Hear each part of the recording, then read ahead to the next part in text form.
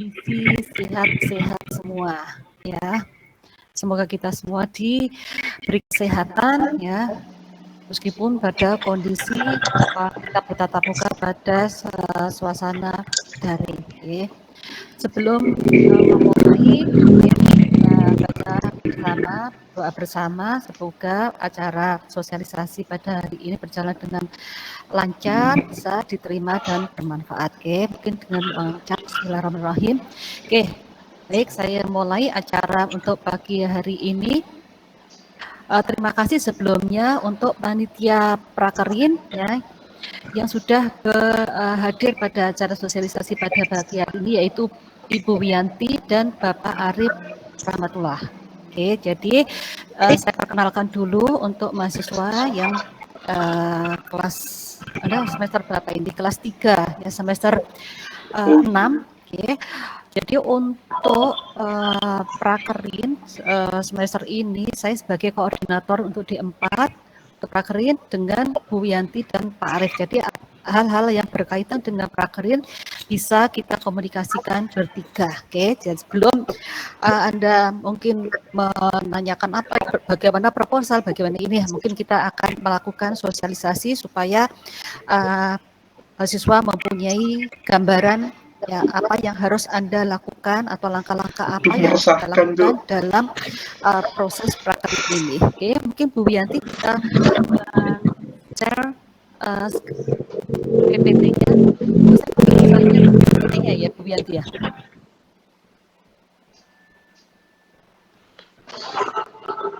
Apakah PPT dari Bu Wiyanti bisa dibaca dari mahasiswa?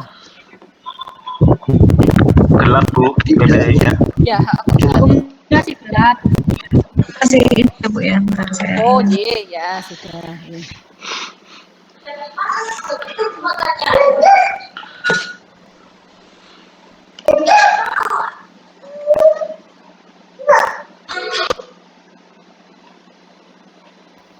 Ya, mungkin beberapa sudah ada yang punya gambaran industri mana saja yang akan dituju untuk Prakerinnya. Ya, jadi silahkan lebih bagus. Jadi lebih baik Anda punya gambaran industri mana. Nanti Bu Yanti atau Pak Arif akan membuat classroom yang berisi Prakerin, nanti akan di-share beberapa file yang berkaitan dengan Prakerin, misalkan ada panduannya, jadi panduan mengenai isi proposal dan sebagainya Anda bisa melihat. Oke, sambil Bu Yanti menyiapkan PPT, saya sedikit memberi gambaran. Jadi nanti semua informasi itu sudah detail ditulis di panduan. Kemudian ada juga mungkin nanti akan dosen-dosen pembimbing ya, yang nanti mesti banyak yang sudah menanyakan dosen pembimbing. Nanti saya jelaskan sekilas. Kemudian ada industri mana saja yang bisa atau mungkin dalam 2 tahun ini menerima Prakerin dari D4 maupun D3 ya. Oke. Sebenarnya Prakerin itu merupakan mata kuliah wajib ya, yang ditulis di semester 8. Kalau Anda melihat dari kurikulum atau silabus itu untuk Prakerin ada di semester 8 dengan beberapa prasyarat ya, mata kuliah prasyarat ada, nanti Anda bisa cek sendiri ya. Mungkin ada yang dilakukan bersamaan dengan pelaksanaan Prakerin adalah K3 industri ya. Jadi Prakerin sebetulnya masuk di semester 8 hitungannya. Jadi tetapi prasyaratnya adalah mata kuliah yang sudah ditempuh sampai sampai semester ke-6 ya. Makanya kenapa Anda semester ke-6 boleh mengajukan Prakerin meskipun pelaksanaannya nanti bisa di tahun 2022 Januari ya. Jadi kita plotkan bahwa pelaksanaan Prakerin itu pada libur semester. Oke. Jadi tujuan sebentar ya Bu ya.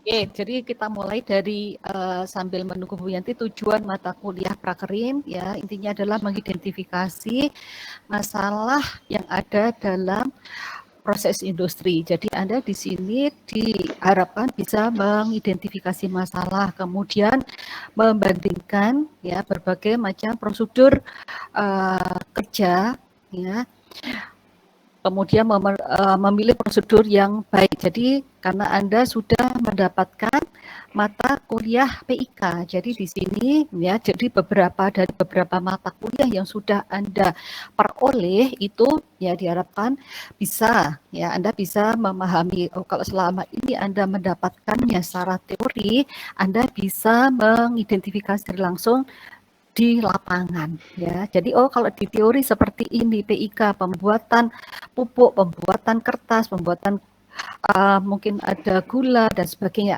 Di situ Anda di prakerin diharapkan Anda bisa membandingkan beberapa macam prosedur kerja ya secara aktual ya. Kemudian berikutnya tidak hanya secara akademis tapi Anda di sini dituntut untuk apa? Berpikir dan berwawasan luas, bekerja sama dengan berbagai bidang keahlian. Kenapa? Karena di dalam prakerin nanti Anda mesti akan bersama dengan mahasiswa dari jurusan lain atau dari perguruan tinggi yang lain. Jadi bukan seperti praktikum. Kalau praktikum mungkin Anda sudah kenal dan sebagainya. Lah kalau di prakerin nanti Anda akan bertemu dengan mahasiswa lain dari berbagai bidang ilmu atau mungkin dari berbagai perguruan tinggi. Jadi Anda harus bisa bekerja sama ya. Kemudian menyusun prosedur kerja sesuai dengan praktek di lapangan, menyusun laporan kerja dengan baik ya. Kemudian yang F itu adalah ya bersikap baik selama bekerja. Kemudian secara profesional, memperhatikan keselamatan kerja, cara berkomunikasi, berdisiplin, bertanggung jawab. Jadi tujuan dari prakerin secara umum dan secara khusus itu adalah secara meliputi hal akademis ya. Jadi Anda bisa mempelajari apa yang sudah Anda sudah dapat di perkuliahan, kemudian Anda bandingkan dengan dunia industri, kemudian juga bekerja sama. Jadi ada soft skill, bagaimana cara Anda berkomunikasi, bekerja sama, bertanggung jawab, berdisiplin, menjaga nama baik institusi dan sebagainya. Ya, jadi ada hard skill dan soft skill. Oke, jadi ini prakerin diharapkan merupakan gambaran sebelum Anda bekerja atau terjun langsung nanti setelah lulus masuk ke dunia kerja. Jadi ini adalah cara awal dari Anda mendapatkan gambaran nyata bagaimana sih sebetulnya dunia kerja itu. Oke, silakan dilanjut Bu I. Oke, kemudian apa sih capaian pembelajaran ya dari prakerin pada aspek keterampilan khusus. Kalau tadi secara umum ya general, kemudian secara khusus ya nanti yang pertama ini mungkin yang A itu yang akan membedakan D3 dan D4. Karena Anda di D4 berarti Anda harus mampu menjelaskan aspek ketiga ya di lingkungan proses produksi menyusun HIRAK dan CSA. Dan kalau sekarang mungkin Anda belum tahu apa HIRAK dan CSA, nanti semester ini mungkin ya Anda akan mendapat mata kuliah HIRAK dan CSA. Yaitu HIRAK dan CSA yang Anda peroleh di semester ini digunakan untuk menyusun HIRAK dan CSA di tempat Anda prakerin.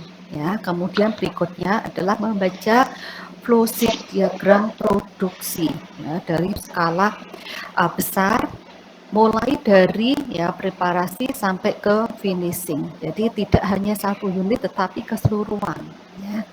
Mungkin di PIK atau mungkin ini adalah persiapan sebelum Anda masuk ke rancangan pabrik ya. Kemudian berikutnya adalah mampu menerapkan matematika, prinsip rekayasa dan seterusnya. Ini adalah berkaitan pada tugas khusus. Jadi di dalam prakerin nanti itu Anda harus ada dua tujuan, yaitu tujuan umum dan tujuan khusus. Kalau tujuan umum berarti Anda harus memahami yang ini, poin A dan B. Ya, itu adalah secara umum, proses produksi secara umum mulai persiapan bahan baku sampai ke finishing produk. Kemudian mengenai safety ya. Kemudian tugas khususnya, tugas khusus itu Anda harus mengambil satu unit atau satu bagian di dalam pabrik, dalam industri, kemudian Anda kerjakan secara detail. Oke, misalkan ya, nanti ini didiskusikan dengan pembimbing yang ada di industri. Jadi dari pihak kampus mungkin tidak bisa mengharuskan, oke tugas khususnya harus ini, tidak ya, karena yang lebih paham permasalahan di lapangan adalah pembimbing pabrik. Jadi ini tugas khususnya nanti harus didiskusikan dengan pembimbing pabrik. Misalkan contohnya mengevaluasi ya, menghitung kinerja dari heat exchanger, kemudian mengevaluasi kinerja kinerja dari alat ya. Itu adalah tugas khusus. Jadi Anda ambil satu permasalahan detail.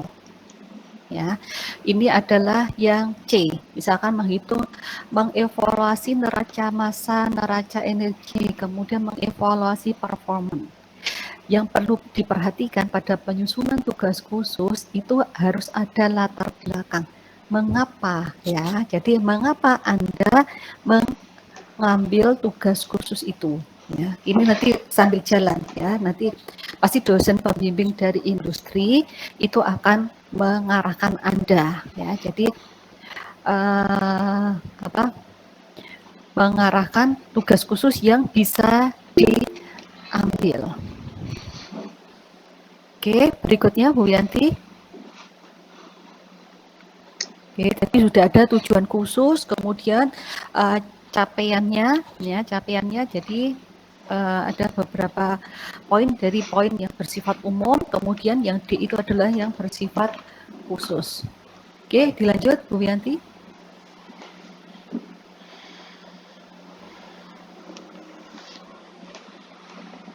Oke, kemudian apa saja materi yang diperoleh di dalam prakerin ya, yang harus Anda dapatkan itu minimal itu mencakup 5 poin berikut ya, meskipun nanti lebih banyak, mungkin ada poin-poin di luar ini akan lebih bagus, tapi paling tidak minimal Anda harus mendapatkan 5 poin ini ya. Jadi orientasi umum dan profil perusahaan. Oke, perusahaan itu bergerak di bidang apa, mulai didirikan tahun berapa, bagaimana sejarahnya, produksinya apa saja, itu adalah profil perusahaan atau orientasi secara umum. Kemudian K3 pengenalan dan penerapan K3 industri ya.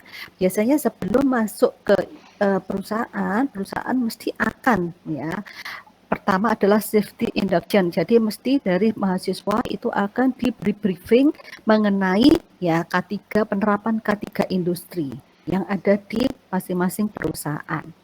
Kemudian Anda juga harus mendapatkan materi proses produksi secara lengkap, mulai dari persiapan bahan baku sampai ke finishing produk. Jadi Anda harus mempelajari, mendapatkan materi mengenai proses flow diagram, dan Anda harus bisa menjelaskan ya keseluruhan dari proses produksi yang ada di dalam industri. Oke, meskipun di petrokimia ya, biasanya mungkin banyak di petrokimia, Anda masuk ke unit NPK ya, jadi Anda harus bisa menjelaskan untuk unit produksi di NPK itu mulai dari produksinya, bahan bakunya apa, kemudian sampai ke finishing produk. Kemudian ini yang poin 1, 2, 3 itu adalah yang bersifat umum ya. Kemudian poin 4 dan 5 itu sudah mengarah lebih khusus, yaitu pendalaman materi salah satu unit proses ya, tugas khusus ya, misalkan pada alat penukar panas, alat pemisahan, atau alat reaksi. Jadi lebih bersifat khusus pada satu unit proses ya, bisa ya pada alat penukar panas, bisa alat separasi, atau pada alat reaksi ya, terserah nanti dari pembimbing industri ini yang lebih paham ya. Kemudian berikutnya menyelesaikan studi kasus di perusahaan. Misalkan ya ini yang lebih baik ya. Jadi sebaiknya Anda bisa mengambil tugas khusus yang bersifat studi kasus yang ada di perusahaan. Misalkan masalah proses produksi. Oke, biasanya seperti ini. Contohnya ada reaktor, kemudian dia dilakukan overhaul ya. Kemudian Anda diminta untuk menghitung efisiensi atau kinerja alat setelah dilakukan overhaul ya. Kemudian dibandingkan dengan data sebelumnya atau pada pengolahan limbah. Oke, misalkan pada di perusahaan tersebut mempunyai kasus atau permasalahan bahwa COD atau BOD-nya atau keluruhannya itu masih tinggi. Anda diminta untuk menyumbangkan atau memberikan idenya dalam pengolahan secara lab ya, meskipun Anda mungkin tidak diperkenankan untuk merubah atau mengganti setting yang ada di perusahaan, Anda bisa melakukan studi kasus itu dari skala laboratorium ya. Jadi ini studi kasus ini juga bisa digunakan sebagai tugas khusus. Oke, dilanjut Bu Yanti. Oke, pelaksanaan prakerin ya ini adalah jadi dari materi yang tadi yang Anda dapatkan, ini kita bisa membagi dari minggu 1 sampai minggu ke-4. Ya, ini idealnya seperti ini ya, tapi biasanya nanti guideline ini Anda serahkan ke perusahaan supaya perusahaan juga ikut paham materi apa yang perlu Anda dapatkan ya.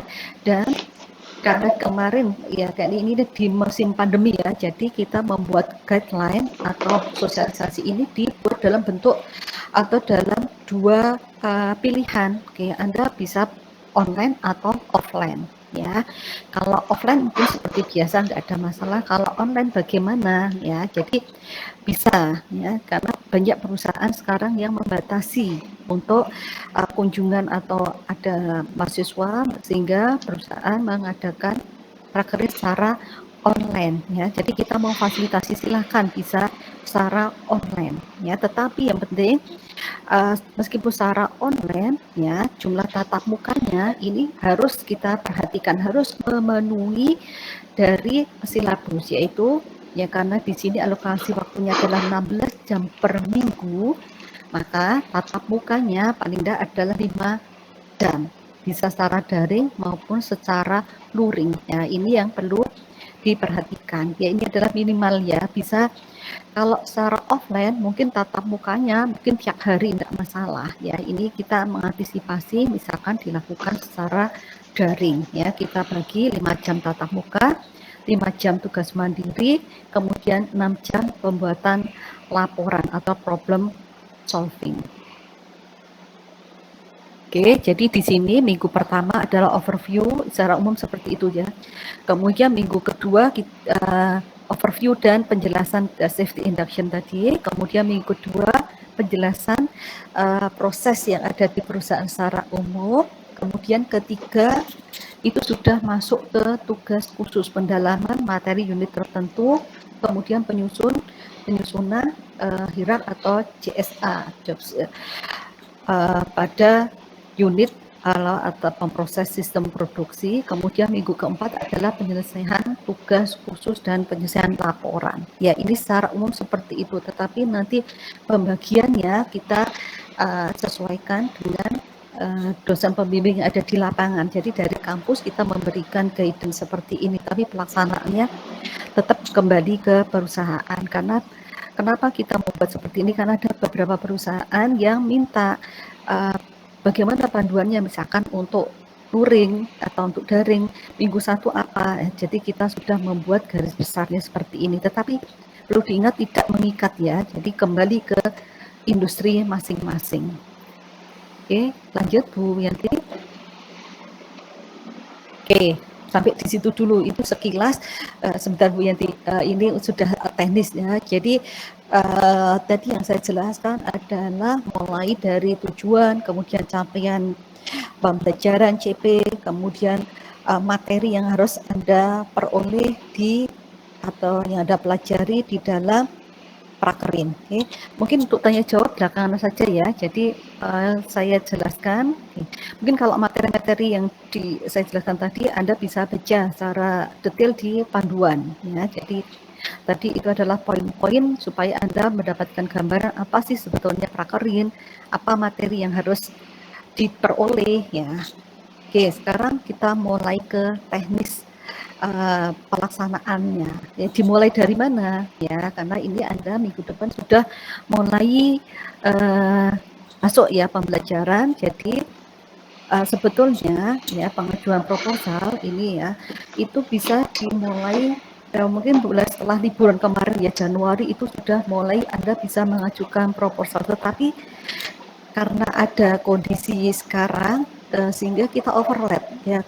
Yang kelas 4 ya, yang sekarang TA itu banyak yang belum skripsi, belum prakerin ya. Jadi ini ada overlap, makanya saya sosialisasinya mepet di di bulan Februari sebelum Anda masuk. Karena apa? Karena ya kita masih ngurusi dari mahasiswa yang kelas 4 ya. Beberapa ada yang belum mendapatkan tempat prakerin karena banyak yang di reschedule atau ditolak dari perusahaan ya gitu ya. Mungkin mau dimaklumi karena apa, baru sekarang kita adakan sosialisasi. Oke, sekarang kita mulai ke alur pengusulan surat pengantar prakerin ya. Mungkin dari beberapa sudah ada yang mulai menyusun proposal atau mungkin sudah punya koneksi di perusahaan. Bagus sekali ya, jadi Anda sudah prepare lebih awal. Oke, kita harapkan seperti itu. Jadi supaya apa? Supaya Anda dalam pengajuan proposal itu sekali langsung diterima ya. Kalau Anda sudah punya info dari perusahaan terkait.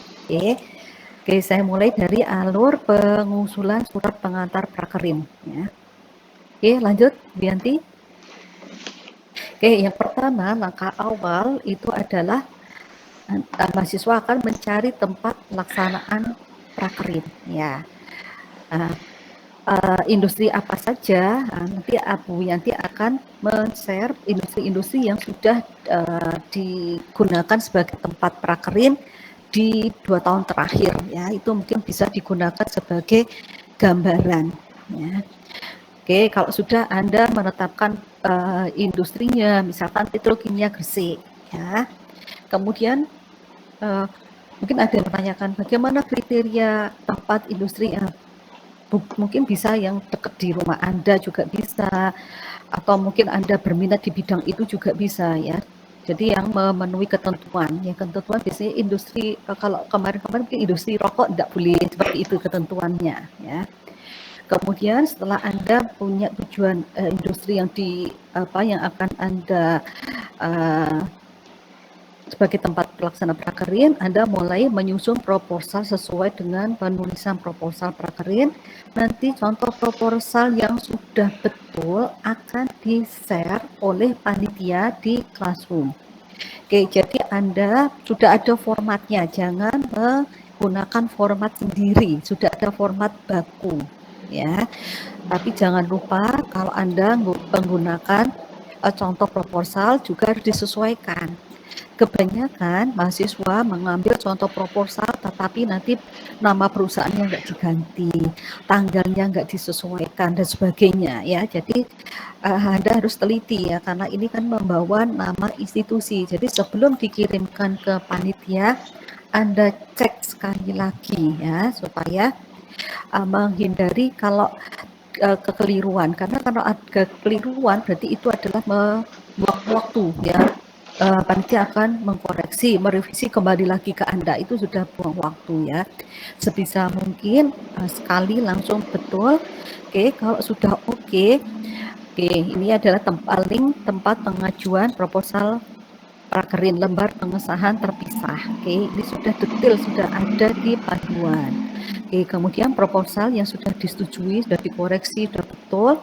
Kemudian mahasiswa mengisikan form surat pengantar. Jadi sudah ada masing-masing linknya. Oke, kalau sudah, berarti panitia mengajukan surat permohonan prakerin yang ditandatangani oleh pembantu Direktur 1. Nah, ini yang perlu Anda perhatikan bahwa surat pengantar prakerin itu tidak hanya di level jurusan, tetapi sampai pembantu Direktur 1. Sehingga ini yang memerlukan waktu. Ya, jadi tidak bisa kalau sekarang mengajukan surat pengantar kemudian besok jadi, tidak bisa. Ya, itu banyak sekali mahasiswa yang memburu-buru, kasihan Bu Wiyanti. Bu, ini padahal itu sudah ya tergantung dari pembantu direktur 1 PD1 dan di sana mungkin akan menumpuk dengan jurusan lain. Nah, itu yang perlu Anda perhatikan waktunya ya. Jadi jangan mepet-mepet, Anda harus perhatikan bahwa yang bertanda tangan surat surat pengantar itu adalah pembantu direktur 1. Jadi waktunya tidak bisa sehari atau mungkin 1 atau 2 hari ya. Oke, Bu Yanti, jadi dari proposal tadi kemudian dikoreksi langsung diajukan di paraf oleh ketua jurusan dari panitia ketua jurusan, kemudian diajukan ke pembantu direktur 1 oleh admin ya, jadi bukan oleh mahasiswa tetapi admin yang akan mengajukan. Kemudian jika surat pengantar dalam pengasahan sudah selesai, ya akan mahasiswa tinggal mendownload linknya, jadi sudah diupload di link berikut. Oke. Kemudian jika persyaratan tadi proposal dan surat pengantar sudah lengkap, sudah ditandatangani, sudah dapat stempel dari jurusan dan dari pusat, ya Anda bisa mengirimkan proposal tersebut ke perusahaan. Terserah dari perusahaan itu mensyaratkan seperti apa. Bisa di email ke HRD-nya atau dikirimkan lewat kurir atau diantar sendiri ke perusahaan, itu terserah mekanismenya, terserah dari mahasiswa. Oke, kalau sudah berarti Anda tinggal memantau ya. Hati-hati Anda kalau sudah seperti ini buat email ya, email yang sering yang digunakan dan ada notifikasinya. Jangan sampai ada surat tanggapan dari perusahaan itu sampai terlewatkan. Ada kasus ya, mahasiswa itu sudah diterima ya, kasus sudah diterima lewat email, surat pemberitahuannya dari perusahaan lewat email, tapi mahasiswa tersebut tidak mengecek emailnya dan menganggap tidak ada konfirmasi sehingga mengajukan ulang lagi. Itu ada kasus seperti itu. Jadi buatlah email yang ya ada notifikasinya dan nama emailnya yang bagus, jangan yang aneh-aneh ya. Misalkan siapa ini di sini ya, apa gitu ya. Jadi buat email yang formal ya, karena itu akan digunakan sebagai koresponden atau digunakan sebagai media dari industri untuk mengkonfirmasi dari permohonan Anda. Oke, kemudian mahasiswa mengkonfirmasi tanggapan atau balasan surat permohonan kepada instansi yang bersangkutan dan menginformasikan jika ada tanggapan atau informasi konfirmasi terkait surat proposal yang diajukan tersebut diinfokan ke panitia. Jadi panitia mempunyai update data. Oke, misalkan siapa ya? Ahmad Firdaus misalkan, itu menginformasikan sudah mendapat konfirmasi dari Petro. Kalau Petro biasanya dia secara online, jadi di situ ada webnya, jadi Anda tinggal memantau pergerakan dari proposal Anda. Oke, biasanya proposalnya akan sudah diterima. Oke, kemudian berikutnya adalah dikonfirmasi oleh HR, kemudian akan ditunjuk dosen pembimbing dan sebagainya. Itu riwayat pengajuannya sudah ada. Kalau Petro biasanya seperti itu. Nah, itu Anda mengkonfirmasi kalau sudah positif diterima oleh industri, itu dikonfirmasikan ke panitia supaya panitia bisa merekap, oke, mahasiswa A sudah diterima di industri mulai prakerin tanggal berapa. Ya, kita punya data. Ya. Oke, lanjut Bu Wiyanti. Oke, sekarang ada pertanyaan, misalkan sudah dikirimkan, kemudian ada beberapa kasus, ya. Jadi kita bagi menjadi 3 kasus mungkin ya, nanti mungkin kesimpulannya. Setelah mahasiswa mengirimkan surat pengantar dan proposal, itu ada 3 kemungkinan. Oke, pertama adalah diterima. Oke, kemudian yang kedua adalah ditolak, langsung diberi konfirmasi bahwa perusahaan belum bisa menerima. Kemudian yang ketiga adalah digantung. Wah, itu ada 3 kasus, kita coba antisipasi satu-satu. Ya, misalkan sekarang sudah diterima sesuai dengan jadwal, berarti oke, ya sudah lanjut. Nah, sekarang kalau diterima tetapi ya ini misalkan jadwalnya ternyata jadwal dari industri itu tidak sesuai dengan jadwal yang Anda ajukan. Misalkan industri memberi jadwal berbenturan dengan jadwal kuliah. Nah, Anda bisa ini melakukan reschedule, mengganti atau merubah schedule jadwal penjadwalan. Kemudian pabrik belum bisa menerima, ini kan penolakan ya. Kemudian ada alasan-alasan lain, nah itu harus dikonsultasikan ke panitia ya. Misalkan di sini industri belum, ini kalau ini kan jelas ya, belum bisa menerima mahasiswa, berarti kan Anda harus melakukan plan B ya. Jadi kalau plan A tadi Anda mengirimkan proposal ke industri, misalkan ke Petro, berarti Anda harus punya plan B-nya. Oke, Pak Petro tidak bisa, berarti saya harus yang industri mana yang harus saya tuju, ya. Itu. Nah, terkait pada pengajuan ke industri lain, nanti itu ada persyaratannya. Jadi tidak bisa Anda langsung mengajukan 3 industri untuk jaga-jaga, Bu. Oh, tidak bisa, ya. Jadi ada ketentuan. Ya, sebelum Anda mengajukan ke industri lain, itu ada ketentuan yang harus Anda pahami. Oke, dilanjut Bu Wiyanti.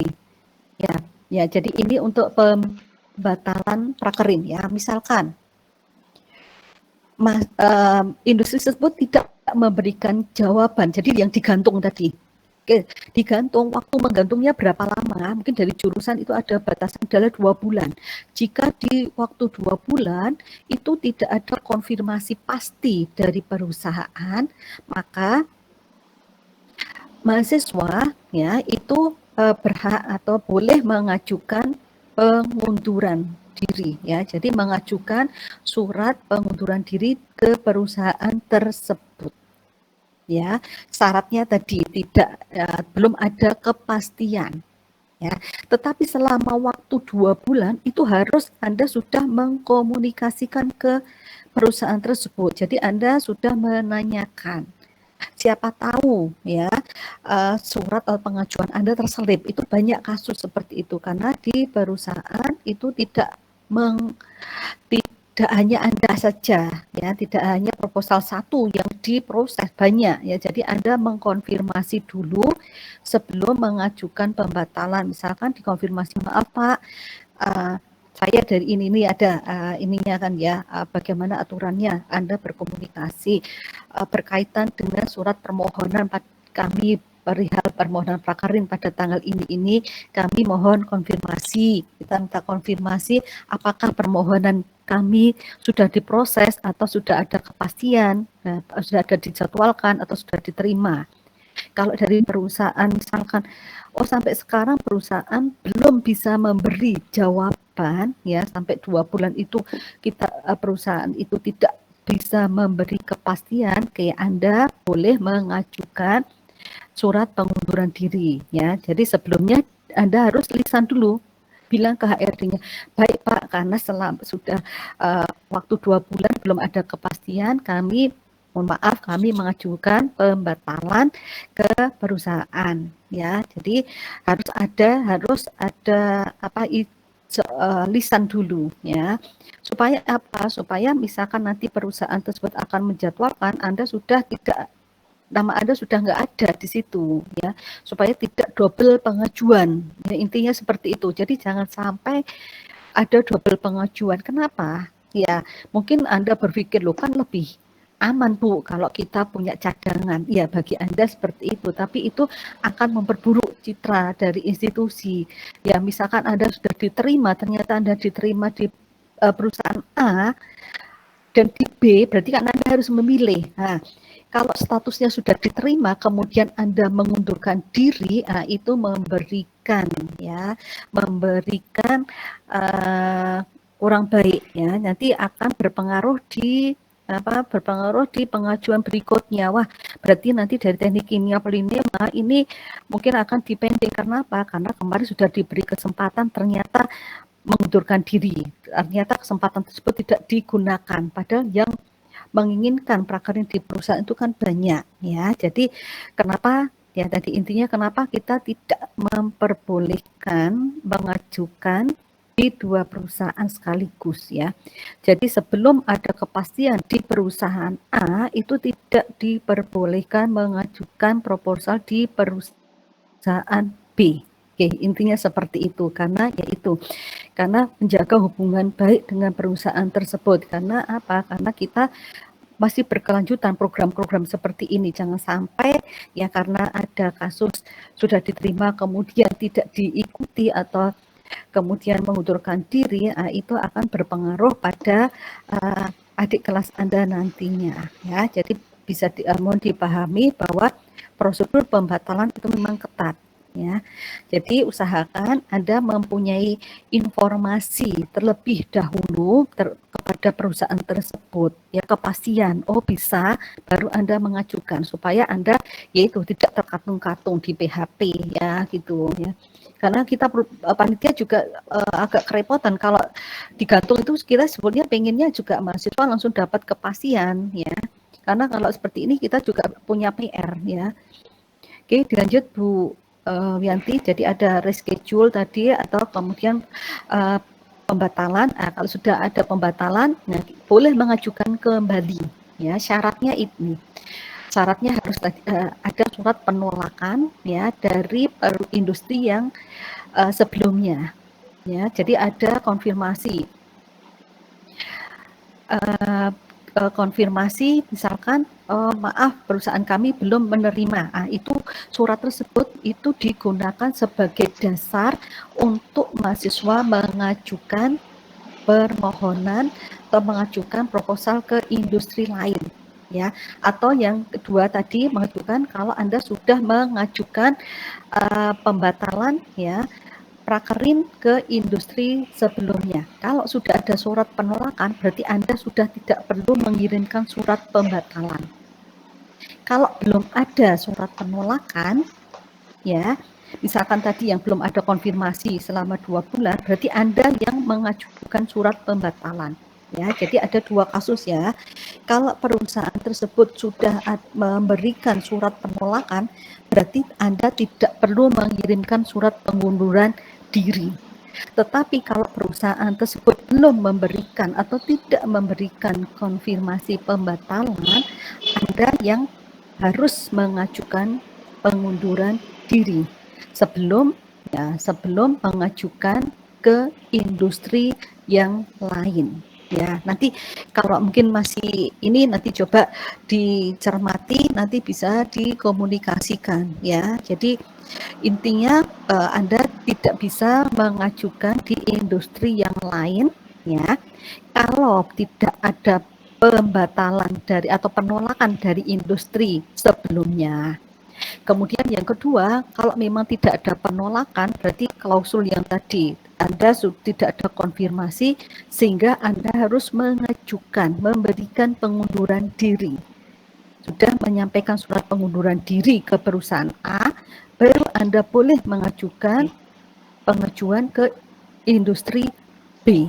Itu ya. Nanti mungkin ini nanti Anda bisa cermati lagi kalau penjelasan saya mungkin terlalu cepat atau mungkin kurang bisa dipahami. Oke, lanjut Bu Wianti. Oke, jadi alur pengajuannya mahasiswa mengajukan proposal prakerin ke panitia tadi sampai suratnya oke, kemudian balasan dari industri ada ditolak dan diterima. Ya, kalau ditolak berarti Anda mengajukan ke industri yang lain. Kalau diterima nanti pilihannya bisa online atau offline. Silakan, dua-duanya masih diperbolehkan. Ya, jadi alurnya seperti ini ya. Misalkan ini ditolak, mungkin bisa jadi tidak ada konfirmasi. Kalau tidak ada konfirmasi, berarti Anda harus mengundurkan diri, kemudian mengajukan ke industri lain. Ya. Oke, ini mungkin timeline atau perkiraan waktu ya. Perkiraan waktunya seperti ini, supaya Anda bisa memanage waktu mulai sekarang ya. Jadi mulai Februari sampai Mei ini Anda mulai mengajukan proposal. Oke, mungkin ada pertanyaan, biasanya konfirmasi proposal diterima atau tidaknya itu berapa lama, Bu? Kita tidak bisa menjamin ya, tidak bisa menjawab karena itu tergantung dari perusahaan. Ada yang sebelum 1 bulan sebelum pelaksanaan tuh baru menjawab, baru ada surat konfirmasi ya. Misalkan di semen, kalau nggak salah itu semen itu biasanya kalau Anda meskipun Anda mengajukan bulan Maret ya, untuk bulan Januari itu Anda baru mendapatkan surat konfirmasi resminya itu bulan Desember ya. Jadi sebelumnya itu Anda hanya diberi penjelasan secara lisan, tapi konfirmasinya itu di bulan Desember. Nanti Bu Yanti yang yang semester ini mengurusi surat dari industri mungkin bisa ditanyakan untuk detailnya. Ya, jadi tidak bisa kemudian, Bu, saya sudah mengajukan lamanya itu berapa? 3 minggu. 3 minggu itu sebentar untuk industri karena yang diurus banyak ya.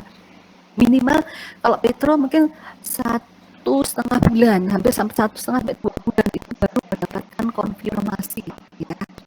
Nanti kalau sudah sebulan belum ada konfirmasi, Anda bisa melakukan komunikasi dengan pihak industri untuk menanyakan kelanjutan atau posisi dari proposal Anda. Takutnya yaitu tadi keselip, loh kok tidak ada, mungkin di HR, loh kok kita belum memproses. Lah itu jangan sampai setelah 3 bulan 4 bulan Anda diam tenang-tenang ternyata proposal Anda terselip. Bisa jadi banyak kasus seperti itu karena di perusahaan banyak yang diurusi, apalagi itu yang kalau Anda mengirim hard copy-nya ya.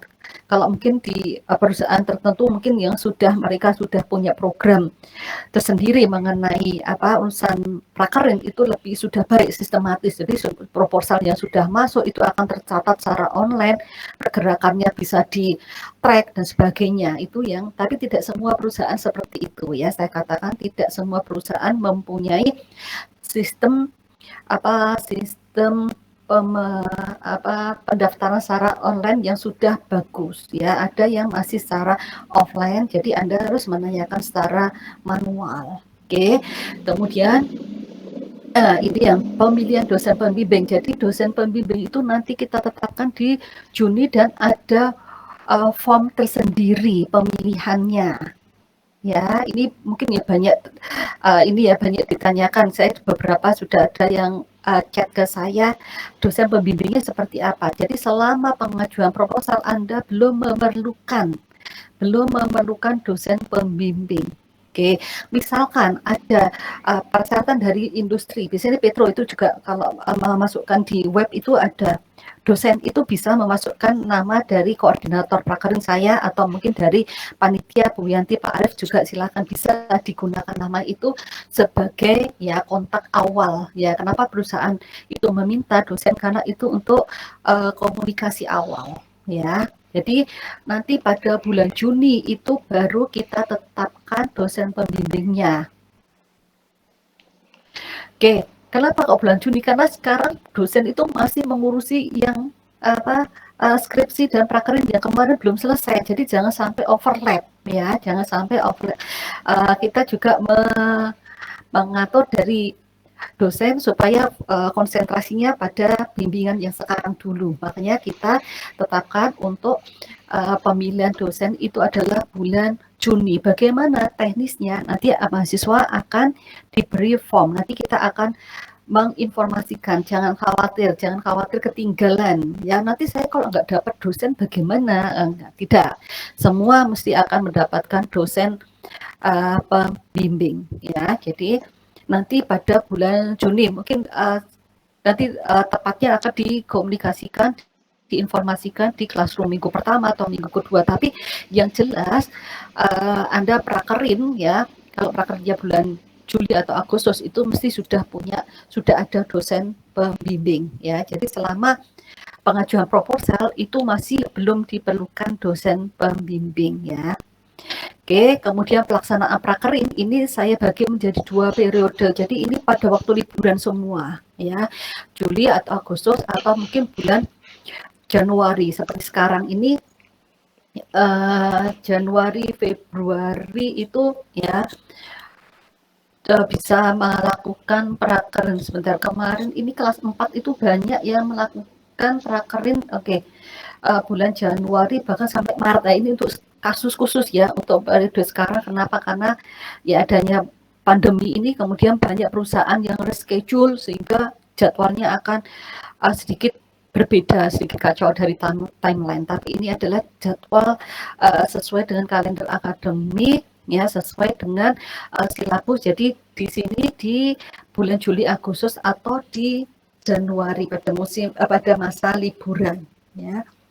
Kemudian setelah Anda melakukan prakerin ya 2 minggu di pabrik itu Anda harus melaporkan pelaksanaannya dengan progress report. Jadi membuat laporan kemajuan ya 2 minggu ini mungkin 2 minggu dan 4 minggu ya. Jadi supaya apa ya, supaya Anda ada komunikasi dengan dosen pembimbing ya. Jadi progress report itu supaya dosen pembimbing mengetahui dan memantau perkembangan prakerin Anda, supaya ada komunikasi, konsultasi dan sebagainya.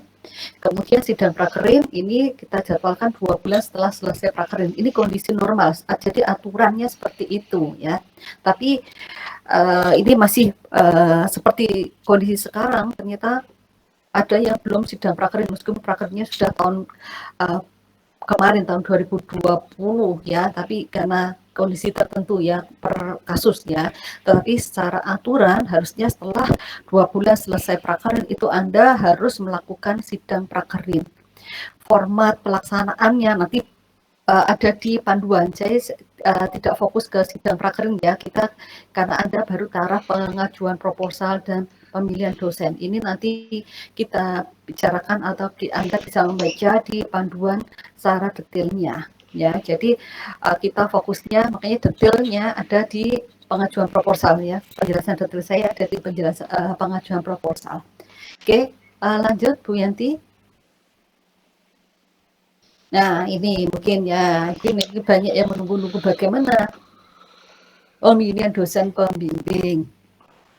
Oke, dosen pembimbing nanti mahasiswa memilih dosen pembimbing 4 dosen pembimbing ya berdasarkan prioritasnya. Misalkan prioritas itu apa? Oh, pertama itu adalah yang ingin Anda ya berdasarkan prioritasnya. Oh, saya pengen misalkan Pak Halim, Pak Jono, Pak Ahmad, misalkan ya Bu Aryani 4. Berarti prioritas pertama yang diutamakan yang itu adalah pilihan pertama ya. Kemudian panitia akan merekap ya, mendata dari pilihan Anda. Kemudian bagi dosen pembimbing yang mendapatkan peminat, bukan peminat ya, pemilih ya, pemilih lebih dari kuota yang tersedia, itu maka ya nanti berarti Anda masuk ke pilihan kedua, ketiga, atau keempat ya.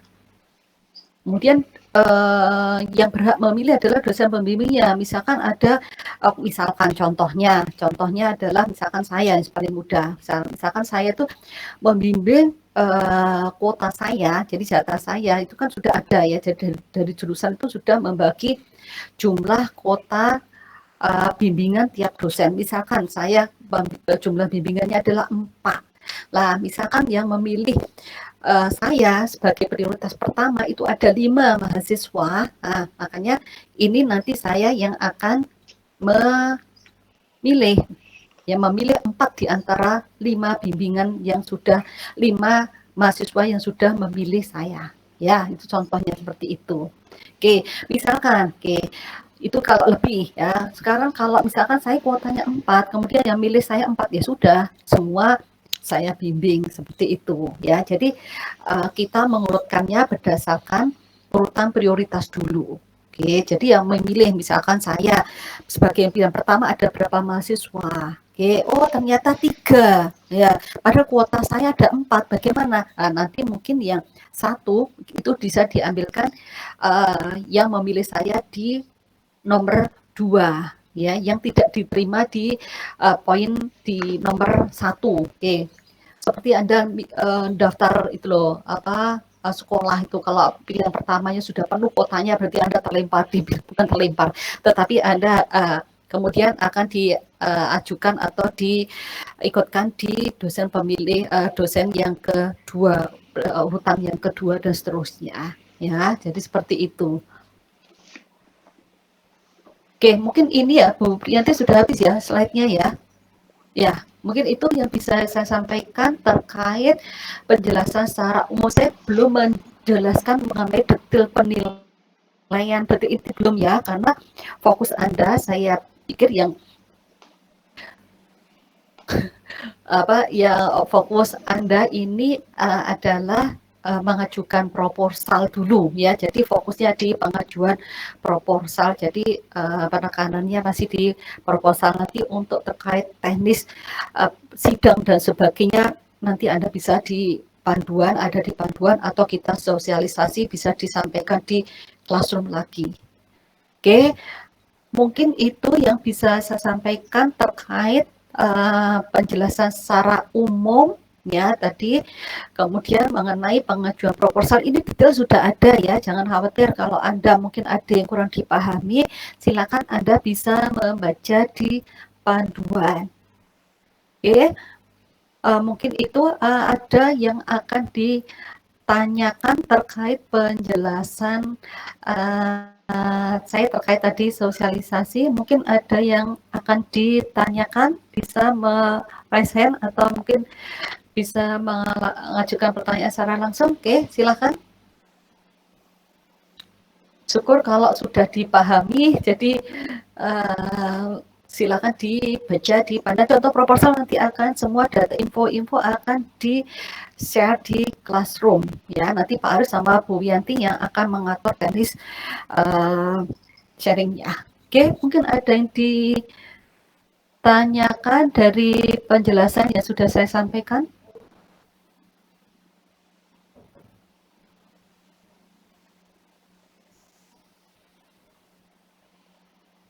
Baik, kalau tidak ada pertanyaan, mungkin Bu Wiyanti atau Pak Arief mungkin akan menambahkan penjelasan saya tadi.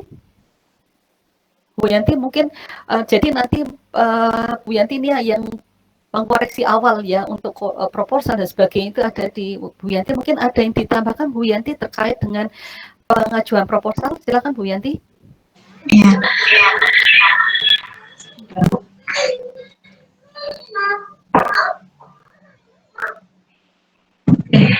Untuk pengajuan proposal nanti mungkin saya share ini dulu ya. Saya share kira-kira perusahaan-perusahaan yang menerima offline siapa saja, mana aja, atau yang online mana aja. Nanti saya share, bisa untuk pertimbangan kalian semua, kira-kira perusahaan mana yang akan kalian pilih untuk melaksanakan prakerin ya. Kemudian apalagi ya, tadi saya rasa udah cukup lengkap yang dijelaskan oleh Bu Yeni. Yang pastinya nanti kalau mau secepatnya, kalau bisa secepatnya coba kalian urus surat proposal kalian. Nanti kalian segera buat proposalnya, kemudian segera diajukan, karena kan ini terus terang perusahaan-perusahaan tuh agak full gitu ya. Jadi harus cepat-cepat untuk mengajukan, karena kalau enggak nanti bisa keduluan sama mungkin dari universitas lain gitu ya. Jadi kita harus gerak cepat juga. Kemudian tadi yang sudah saya cuma mau menekankan ya, untuk yang pengajuan tadi nggak boleh double ya, karena mungkin kita panitia bisa kurang teliti, jadi ketika kalian mengajukan lagi ternyata sebelumnya kalian sudah mengajukan, tapi jangan sampai, saya percaya sama kalian gitu ya, kalau bisa untuk pengajuan itu harus sesuai dengan aturan bahwa harus satu-satu gitu ya, nggak boleh double pengajuan ataupun 3 pengajuan, itu tidak boleh, pengajuannya harus satu-satu. Jadi kalau dari industri yang pertama belum ada penolakan, kita harus mengajukan dulu pengunduran diri gitu ya. Atau kalau misalnya dari industri pertama sudah ada penolakan, itu silakan langsung mengajukan lagi ke industri yang baru gitu. Kemudian yang paling sering kemarin itu dilupakan oleh angkatan sebelumnya ya. Di situ tadi sudah disebutkan bahwa sekurang-kurangnya 2 minggu itu kalian bisa 2 bulan baru kalian bisa mengajukan surat pengunduran diri dari industri ya. Jadi sebelum 2 bulan itu kita nggak boleh buru-buru mengajukan pengunduran diri ke industri ya, itu harus kita ingat-ingat ya, batasnya 2 bulan. Jadi misalkan bulan lalu kalian baru mengajukan, terus tiba-tiba bulan ini itu kalian maksa-maksa untuk mengajukan pengunduran diri, itu maaf, kita masih belum bisa proses, jadi itu nanti tolong diingat-ingat ya. Apalagi ya, oh iya, untuk K3 ya, tadi kan disebutkan bahwa ada ketika kalian prakerin, kalian harus mengerjakan JSA dan HIRAK juga kan ya. Nah, sedangkan untuk materi K3 sendiri itu baru kalian dapatkan di semester ganjil tahun depan ya. Jadi nanti kalian konsultasi dulu aja. Jadi siapa kira-kira dosen dari kelas kalian di semester depan. Misalkan itu kan masih bulan Juli atau Agustus ya. Jadi bulan Juli atau Agustus nanti kelas A kira-kira dapat dosennya siapa, kelas B dapat dosennya siapa. Nanti untuk pelaksanaannya kalian konsultasi ke masing-masing dosen kelasnya itu gitu. Ya, saya rasa tambahan dari saya itu aja sih. Mungkin ada yang mau ditanyakan, kemarin kayaknya banyak yang tanya-tanya, silakan mungkin ditanyakan di sini.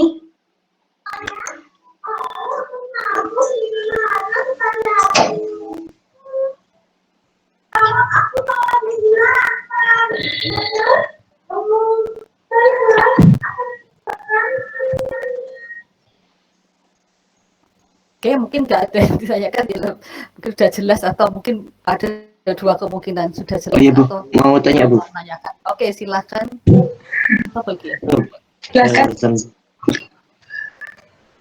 Ya Bu, saya dari kelas 3A mau tanya, jadi apa buat industri itu apa diizinkan buat industri kalau kita mau di industri makanan atau kayak gimana itu bebasnya?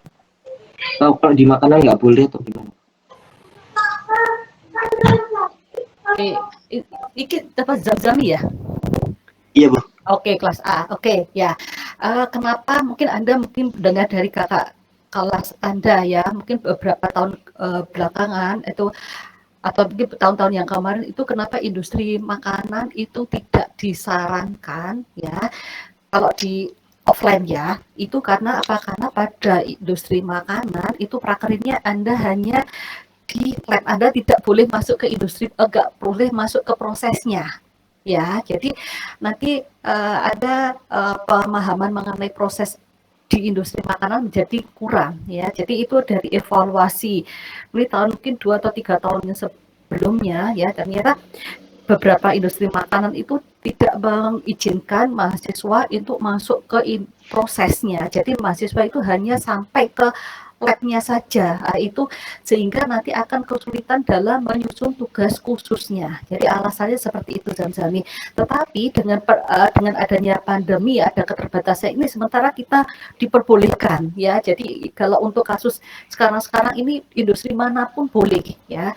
Tapi kalau untuk offline memang kemarin sempat ya, di 2 atau 3 tahun yang lalu itu kita menyarankan tidak di industri makanan dengan alasan seperti itu, karena nanti mahasiswa akan kesulitan dalam menyusun tugas khusus, karena apa, mahasiswa hanya berada di lab. Sedangkan kalau di lab berarti kan Anda tidak tidak tugasnya kan hanya menganalisa saja, tidak masuk ke proses, itu akan menyulitkan Anda di penyusunan tugas khusus. Mungkin itu Zamzami yang bisa saya sampaikan mengapa dulu ada kebijakan mengenai untuk industri makanan itu tidak disarankan. Tetapi sekarang boleh ya, saya katakan untuk tahun ini dan periode ini masih diperbolehkan semua industri, silahkan ya. Tetapi Anda mungkin itu bukan prioritas utama ya mungkin ya. Tapi masih sekarang tidak dilarang ya, karena banyak industri yang membatasi. Jadi kita terus terang kemarin ini kurang industrinya di mana yang bisa menerima. Jadi semua industri boleh. Tetapi kenapa kemarin ada wacana tahun-tahun sebelumnya, karena itu alasannya. Itu Zamzami, bisa dipahami penjelasan saya? Bisa, Bu. Oke, dan saya tambahkan ya, lebih baik kalau Anda ya kontak dengan alumni ya. Kalau mungkin Anda punya kakak kelas yang ada di sana, atau mungkin saudara, atau mungkin apa saja, kalau sudah ada info dari orang dalam ya, informasi itu langsung dari dari HRD atau dari yang bertugas bekerja di perusahaan, itu akan sangat membantu ya, supaya supaya mengantisipasi tidak ada pembatalan ya kan. Kalau ada pembatalan berarti Anda membuang waktu, istilahnya menunggu dan sebagainya. Jadi pastikan ya, kalau bisa konfirmasi dulu bahwa perusahaan tersebut masih membuka kuota untuk bulan-bulan tersebut ya, bulan Juli sampai Agustus ataupun Januari 2022. Loh, kok lama banget ya? Oh ya, tahun depan nggak masalah ya, jadi masih diperbolehkan itu. Oke, mungkin silakan yang lain lagi. Ibu mau tanya lagi, kalau sama ntar ada di perusahaannya itu kosongnya di bulan itu diizinkan buat PKL apa, Bu? Apa enggak, Bu? Contoh mungkin di perusahaannya kosong di bulan September atau November gitu. Itu berarti nggak boleh atau kayak gimana? Ini tadi yang reschedule tadi loh, Anda harus membuat schedule baru terkait apa, karena jadwal perusahaan bentrok dengan kuliah Anda, nggak mungkin, ya tidak bisa. Kalau bulan September kan Anda masih penuh kuliahnya, nggak mungkin Mas, nggak bisa ya. Kecuali kalau yang Anda sudah semester semester 8 ya. Kalau berarti kan Januari depan kan Anda sudah semester 8 ya. Mungkin kuliah hanya tinggal etika profesi kalau nggak salah mungkin. Itu boleh mungkin diatur, nggak masalah. Tapi kalau masih sekarang mungkin bulan September dan sebagainya, nggak boleh, terus terang. Saya katakan tidak boleh ya. Daripada nanti Anda kesulitan atau ini, Anda berhak mengajukan reschedule karena jadwal dari perusahaan itu bentrok atau tidak sesuai dengan jadwal perkuliahan gitu, Zamzami ya. Iya, Bu. Terima kasih, Bu. Ya, silakan, mungkin ada pertanyaan yang lain lagi. Bu, permisi. Atau mungkin kalau masih sekarang masih oke, silakan. Ya, oke. Iya, Bu. Mau bertanya, untuk yang masalah dosen pembimbing itu, apakah kita juga perlu menghubungi dosen pembimbingnya secara pribadi, Bu, untuk menanyakannya, atau menunggu dari panitia saja, Bu? Terima kasih. Ya, terima kasih. Ini mungkin banyak yang ditanyakan, saya yakin banyak yang mau menanyakan itu. Itu tidak ada ketentuan mahasiswa harus menghubungi terlebih dahulu, tidak ada keharusan mahasiswa untuk menghubungi dosen pembimbing yang bersangkutan. Jadi saya juga silakan mau menghubungi, tidak juga tidak masalah. Jadi tidak ada ketentuan harus menghubungi dahulu atau tidak. Gitu ya, Olivia, mungkin yang bisa saya sampaikan. Mungkin kalau menanyakan, Ibu kuota atau ininya silakan mau ditanyakan, tapi tanpa menanyakan juga tidak masalah. Nanti dari panitia akan mendata, kemudian misalkan ya tadi ya contohnya, misalkan kuota saya adalah 4, ternyata yang memilih saya itu ada pemilih saya di prioritas pertama ada 6, bagaimana? Nah, nanti dosen pembimbing yang bersangkutan yang akan menentukan bimbingannya gitu. Mungkin terserah berdasarkan urutannya juga boleh, berdasarkan urutan yang memilih atau mungkin yang sudah menghubungi, atau ini terserah, itu adalah hak dari dosen pembimbing yang bersangkutan ya. Jadi kita panitia hanya menyampaikan, oh ini yang memilih Bapak Ibu, silakan karena kuotanya hanya 4 sehingga yang memilih sedangkan yang memilih ada 6, mohon dipilih dari 4 mahasiswa gitu. Ya, Olivia gitu ya. Jadi tidak ada keharusan untuk menghubungi dosen pembimbing. Silahkan ya. Baik Bu, terima kasih. Oke.